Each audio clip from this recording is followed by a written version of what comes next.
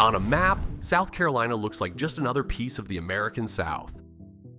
Same coastline, same pine forests, the same small towns and slow brown rivers as the states all around it. It blends right in until you start lining up the moments when the whole country changed direction and notice that this one small state keeps turning up at both extremes. South Carolina was the first state to leave the United States. But that's not the strange part. The strange part is that the same state was also the last to lower the Confederate flag over its Capitol dome, last in the entire country to make Martin Luther King a paid holiday. Always the first to walk out and the last to come back. So how does one small state end up behaving like this, over and over across 4 completely different centuries? The answer isn't where anyone would think to look, because the reason isn't even in America.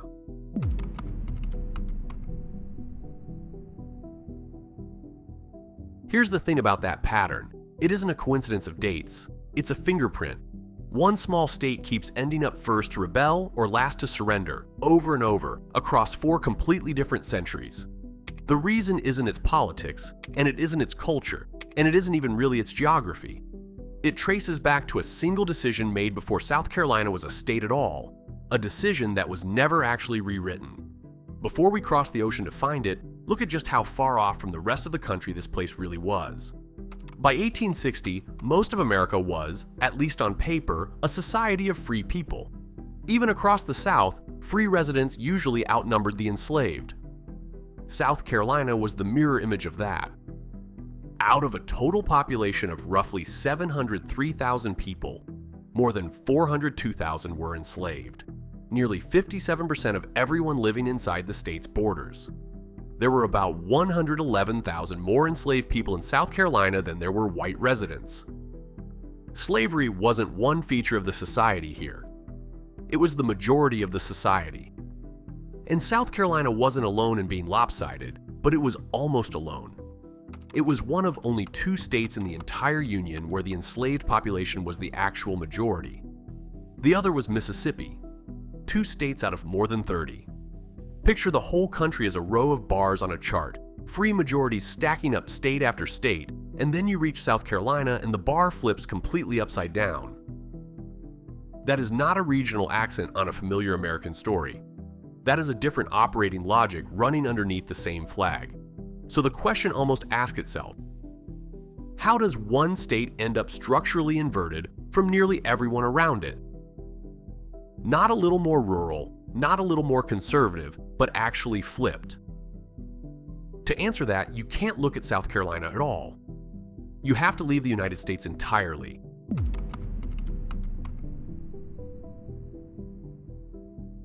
Cross the Atlantic, drop south past the tip of Florida, and keep going until you hit a small sugar island in the Caribbean. That's where South Carolina was really born. Most of the original 13 colonies were settled directly by England, by people sailing west to start something new. South Carolina was different. It was, in effect, a colony of a colony, an offshoot of the British sugar island of Barbados, which by the 1660s had become one of the wealthiest and most brutal places in the English-speaking world. Barbados had run out of room. Its sugar plantations had carved up nearly every acre, worked by enslaved people under conditions so deadly that the death rate outran the birth rate, and the whole brutal machine survived only by importing more human beings to replace the ones it used up. A class of enormously rich planters sat on top of that machine, and they had nowhere left to expand, so they exported themselves. When the Carolina colony opened up, Barbadian planters arrived not as wide-eyed pioneers, but as a ready-made ruling class, and they didn't come empty-handed. They brought their capital, their enslaved laborers, and something far more durable than either, their entire model for how a society should be organized. They brought the plantation system. They brought one of the harshest slave codes in the colonial world. They brought the assumption that a tiny elite should hold nearly all the power and everyone else should serve it. You can see that assumption written down. In 1669, the colony's fundamental constitution spelled out that every freeman would have, in the document's own language, absolute power and authority over his enslaved people. Most mainland colonies were still figuring out what slavery would even look like. South Carolina started with the answer already imported, already drafted, already harsher than the baseline almost anywhere else on the continent. The country never built this state. A Caribbean sugar island shipped it over, fully formed. So the loop the hook opened finally closes. The reason really isn't in America, but it opens a much bigger one. Because what arrived from Barbados wasn't just slavery, and it wasn't just cruelty. It was a template. A template for what, exactly? And why did it survive everything the next 400 years threw at it? If you find it satisfying when one buried decision explains an entire place, subscribe and stay with me, because the answer to that question is the whole reason this state behaves the way it does.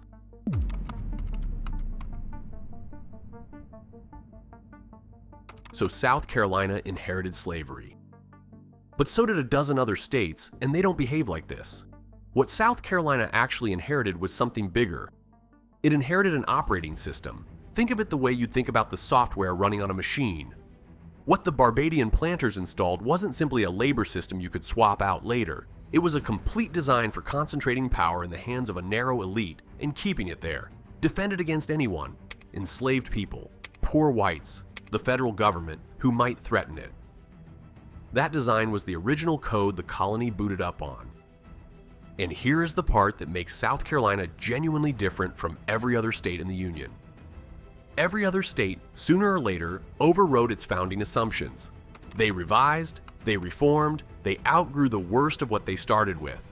Their founding code got patched and patched again until it became something new. South Carolina kept doing the opposite. At every single crisis point that followed, and there were many, the state didn't reform the design. It reinstalled it.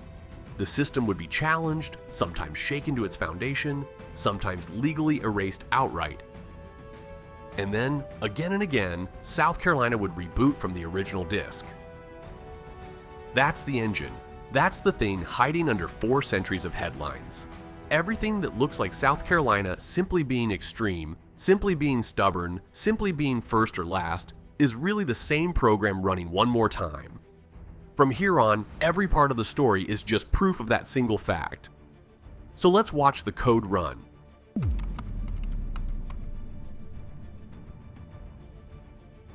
The first time it ran out in the open, South Carolina tried to ignore the United States government entirely. In the late 1820s and early 1830s, the federal government passed a series of tariffs that South Carolina's planter elite despised, convinced the taxes drained the South to enrich the North. Plenty of states grumble about federal policy. South Carolina did something almost no one else dared. In 1832, it declared the federal tariffs null and void inside its own borders and set a hard deadline, February 1st, 1833, after which it would simply refuse to enforce them. This was decades before any other state challenged Washington's authority that openly. The standoff got dangerous, with the federal government preparing to enforce the tariffs by force and South Carolina raising the prospect of armed resistance. And it fits the engine exactly. Because the imported system existed for one purpose: to protect elite control, any reach by the federal government didn't register as a normal policy dispute. It registered as an existential threat to the whole design. So South Carolina became the first state in the country to test a radical idea that a single state could overrule the nation it belonged to. The crisis cooled before it turned into open war, but the logic underneath it didn't go anywhere. It was just waiting.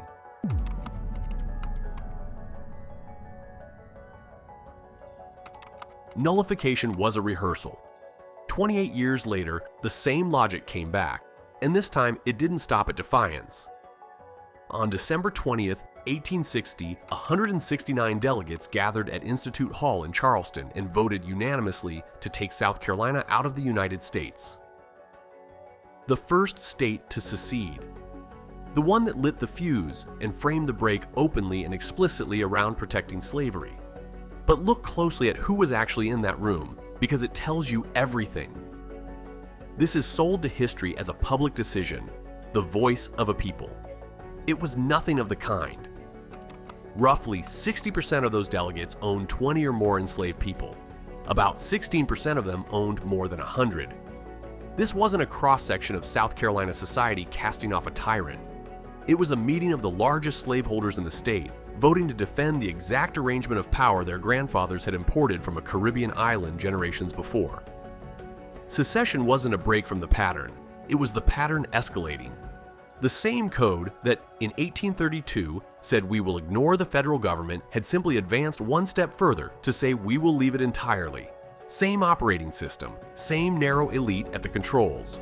Just a higher stakes version of the only move it ever knew how to make.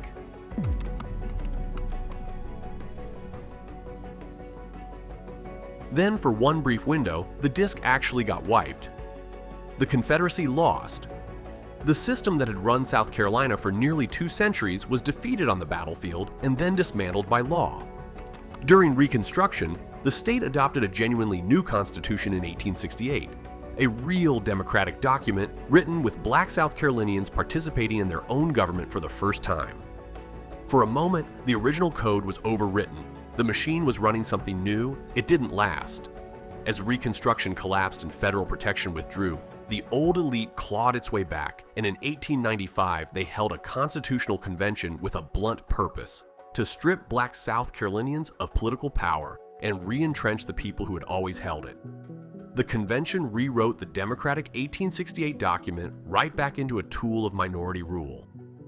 It deliberately created a deeply weak governor and a dominant legislature, concentrating authority exactly where the elite could control it. Critics of that 1895 Constitution, including state senators and former governors, have described it in plain terms as a document born in sin. And this is the clearest proof of all that we're looking at an engine and not an accident. A one-time event doesn't come back after it's been militarily crushed and legally erased. A design does. The system was beaten and overwritten, and then in 1895 it was simply reinstalled. The same concentration of power, rebuilt deliberately by people who refused to let the original code stay deleted.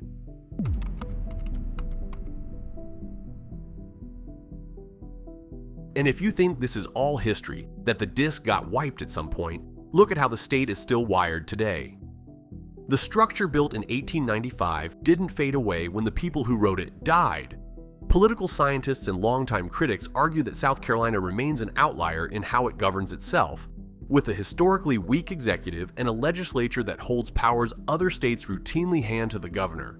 For decades, the sharpest illustration of that was a body called the Budget and Control Board, where legislators themselves sat on the state's central management authority, a setup almost unheard of elsewhere. That particular board was finally abolished by a 2014 restructuring law, its functions split into new agencies, but the underlying imbalance critics point to runs deeper than any single board. You can watch the same delayed clock tick in the state's symbols. The Confederate flag went up over the South Carolina Capitol Dome in 1961 and stayed there for more than half a century. It wasn't lowered until July 10, 2015, before a crowd of roughly 10,000 people, and only in the aftermath of the massacre of 9 black worshippers at a Charleston church. Martin Luther King Day became a paid state holiday in South Carolina, dead last in the nation, signed into law on May 2, 2000, the 50th and final state to honor him. And there it is, the whole pattern from the hook, snapping shut. First to leave the Union in 1860, last to lower the flag, last to honor King. The same engine, separated by more than a century, doing the same thing every time. The first out, last back rhythm was never a string of unlucky coincidences. It's the signature of a state still quietly running imported code.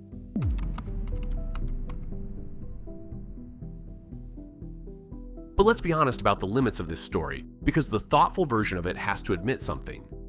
Is South Carolina truly the opposite of every other state, or just the most extreme version of a Deep South political culture it shares with neighbors like Mississippi and Alabama? Historians genuinely disagree. You can argue that South Carolina isn't a different machine at all, just the same one cranked to its loudest setting. And serious people debate how much that distant Barbadian origin really determined the long arc, versus later forces like the cotton boom and the very different history of the upcountry interior. There's also a real chance the pattern is finally breaking.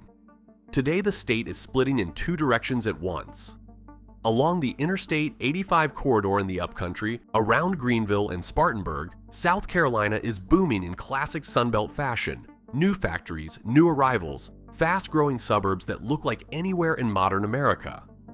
Meanwhile, many rural low-country counties are hollowing out, losing people and looking more like the depopulating Black Belt.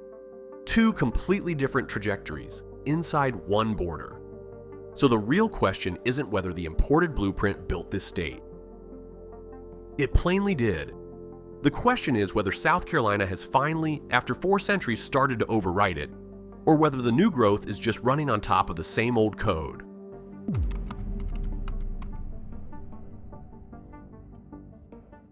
Step back, and the whole video reframes itself. The document that built South Carolina was never an American one. It came off a sugar island, drafted to keep power in the hands of a few, and for 400 years, the rest of the country kept assuming this state played by the same rules as everyone else, when it was quietly running on something it had imported before it was even a state. That first out, last back rhythm stops looking like a quirk and starts looking like a diagnosis. Every other state spent 400 years rewriting who it was. South Carolina just kept reinstalling. First one out the door, last one back, because it was never really booting from the same disk as the rest of the Union. If you want to see how a single buried decision can lock a place into a pattern it can't escape, there's a video on screen right now that does exactly that. Watch it next and drop a comment telling me whether you think South Carolina has finally started to overwrite its code.